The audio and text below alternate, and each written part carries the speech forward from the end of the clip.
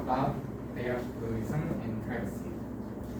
We will look behind the digital world where we are in now, and we will find out how our personal information becomes a huge capital. Then let's get started. Our presentation has 5 different main parts. First, I will introduce the problem in the digital reality. Second, Eugene will show the structure of personal data collection. Third, Seung-ho will explain the use and misuse of data. First, Sung-hoon will discuss the impact of privacy violations. And finally, Ji-seok will summarize our presentation and discuss the direction. Before we begin, let's look at the bar graph here. This graph shows about data leakage from the apps we use nowadays. According to the research of P-Club, these apps harvest our personal data too excessively. Instagram shares about 4/5 of our data with others. Data leakage from Facebook, LinkedIn, or Uber Eats is same or greater than half. Even YouTube shares 43%, which is greater than 1/3. Like this, widespread worldwide information leakage and invasive data collection are happening right now without our knowledge. If you cannot believe these huge numbers, you can just think about your daily life. For example, you talk with your friend about a pair of shoes, and a few minutes later, when you open your Instagram, you can see an ad for this exactly same shoes. I think almost everyone in this place has experienced this, and this is not a coincidence. It happens because of invisible behavior tracking algorithms and constant microphone location monitoring. Through this, our interests are profiled precisely and synchronized in real time. Then, why do companies do this?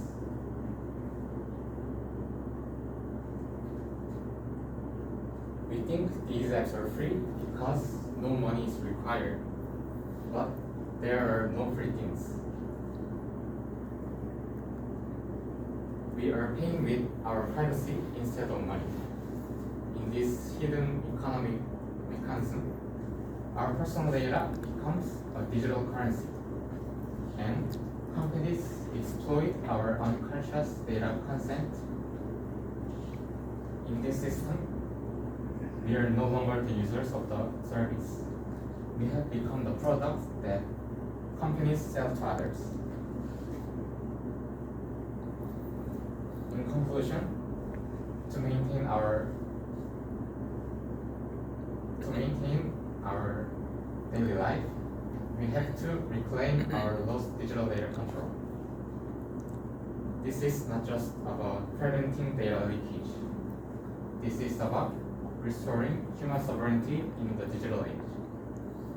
Therefore, our team will analyze the surveillance capitalism and propose some concrete strategic alternatives.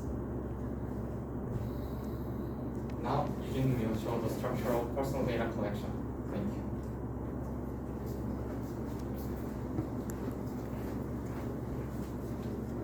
So now I will talk about structure of personal data collection.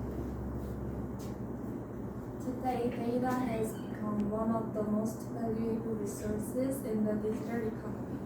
As shown on this slide, user data is now considered a valuable economic resource and is wisely used for targeted advertising. Let's take a look at this chart, which demonstrates how user data generates platform revenue. As we can see, most of Meta's revenue comes from advertising, and this shows that advertising has become a major source of revenue. This economic structure is called data capitalism. Then, why do platforms collect personal data? The reason platforms collect personal data is that it provides value for companies. Actually, users receive free digital services, easy access and convenience, and personalized content. In return, companies collect personal data and information about user behavior, and they analyze to earn advertising revenue. This exchange relationship shows how personal data is connected to platform profit. Not only personal information, but also behavior itself can become a data. To give a specific example, this image is a screenshot from my actual Instagram account. As we can see, most of recommended posts are related to the food content. And this reflects the process on this slide. First, user activity become behavior data. And platform analyze that data to understand personal interests. This is why platform track clicks, watch times, likes, and search history. As a result, every online activities can become user data. The data economy is growing rapidly around the world.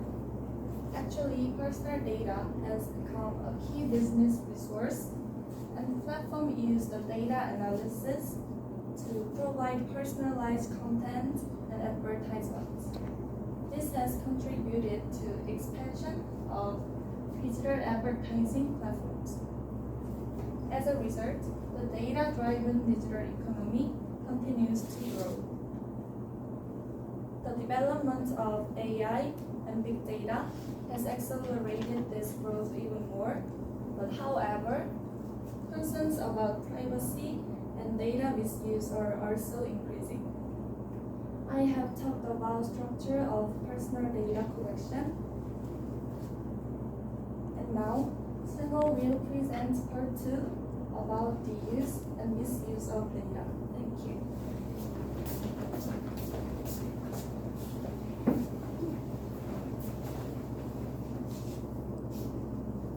Today I will talk about how companies collect and use our data and how they control our behavior.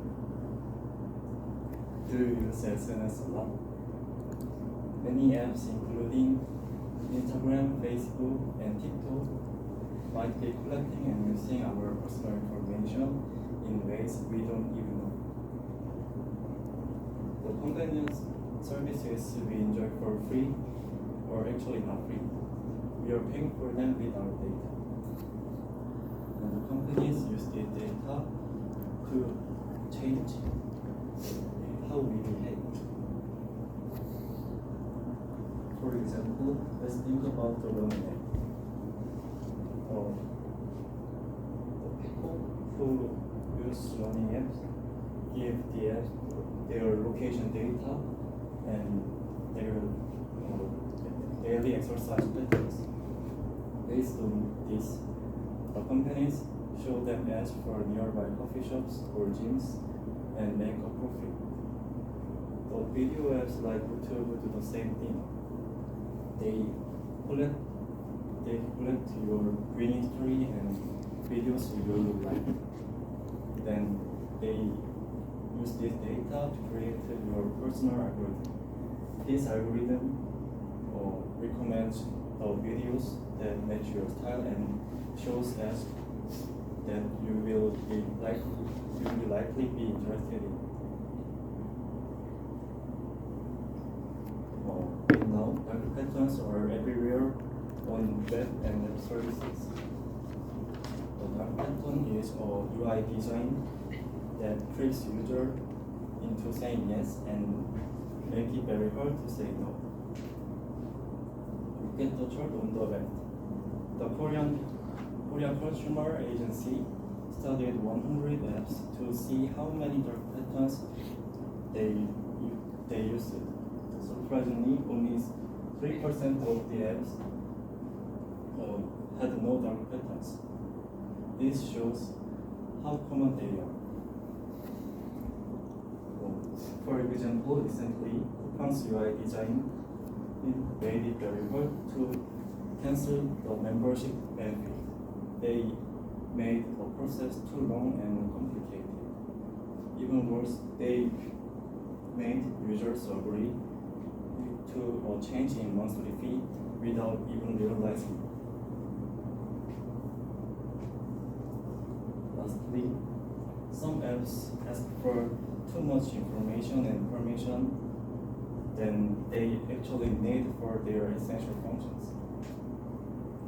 According to a news article, the global security company VPN studied what 18 of most popular categories of apps collect information about users. The results showed that only 8% of the apps collect only information that they actually need. Even widely used companies like Google and Meta have been fined for collecting personal information. And some of these collected data can remain on their servers forever. Companies collect our personal information by building algorithms and using dark patterns. And all of these actions can increase companies' power over individuals and give them the ability to monitor us. That's all for body 2. And I talked about how companies collect and use our personal information to change our behavior for their own profit. Now, Simon is going to talk about answer. Thank you.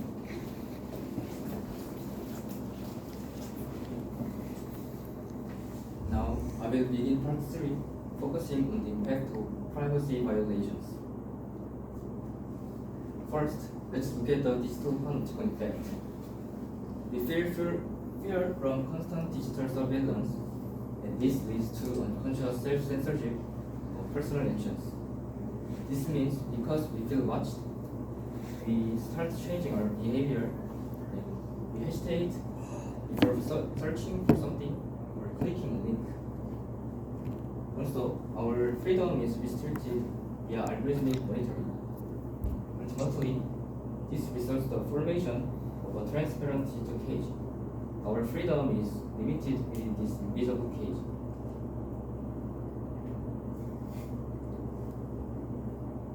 Next, this individual problem creates a structural power imbalance. You can understand this in 3 dimensions. First, we see an information monopoly because data is concentrated within big tech. A small number of companies hold all our data. They often know us better than we know ourselves. Second, there is market disruption, which means inequality driven by data control. Since big tech controls all our information, smaller companies and startups cannot compete fairly in the market. Third, there is social control, which leads algorithmic dictation of societal norms. In this system, what we see, think, and believe is quietly shaped by algorithms. Furthermore, we face a critical process of dehumanization.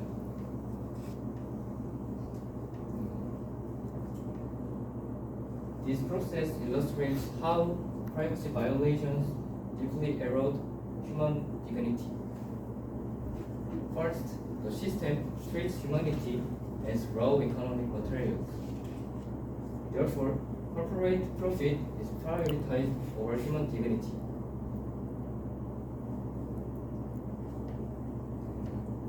Also, this leads to commodified experiences for corporate gain. Our daily lives and experiences are turned into products. Finally, our identity is reduced to predictive data. We are no longer viewed as unique human beings. Instead, we are just treated as data used to predict future profits. Given these issues, it is time to completely redefine what privacy means. Privacy is not just a simple technical security issue. It is not just about changing passwords or protecting personal information. Instead, we must see it as an essential right for human agency. This means privacy is the foundation of human freedom. Ultimately, our goal is achieving absolute digital data sovereignty. As this slide says, we must go beyond security, protecting human autonomy. We must move past basic security and start protecting human freedom. The privacy is foundation of human freedom. This concludes part 3. Finally, Jisuk will present some specific solutions and wrap up the content. Thank you.